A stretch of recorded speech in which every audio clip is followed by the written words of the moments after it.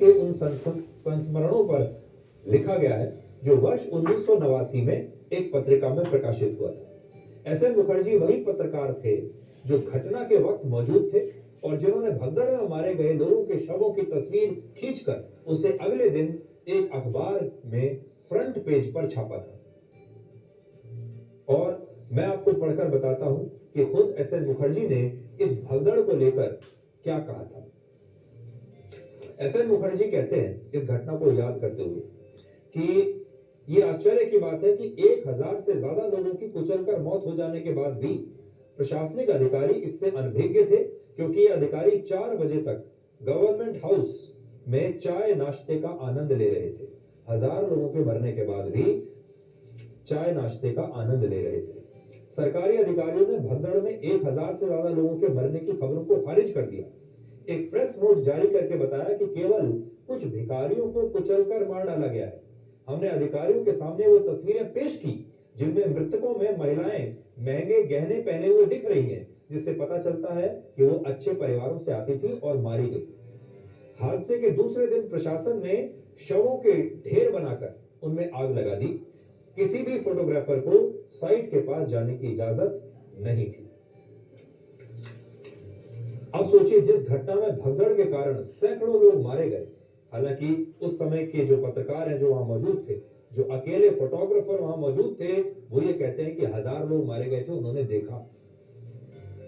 इन मौतों की जिम्मेदारी किसी नेता ने नहीं ली, किसी सरकार ने नहीं ली। और अगर हम ये भी माने कि 316 लोग ही मारे गए थे, तो इनके लिए भी कोई गिरफ्तारी किसी की नहीं हुई।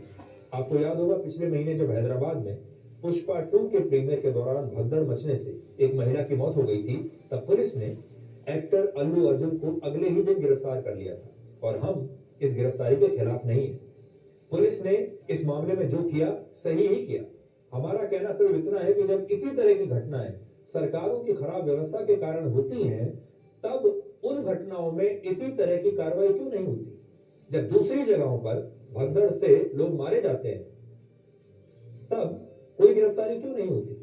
जैसे अल्लू अर्जुन को आपने एक दिन में गिरफ्तार कर लिया, ऐसे ही 1954 में जब इतने सारे सैकड़ों लोग मारे गए, तब किसी की गिरफ्तारी क्यों नहीं हुई।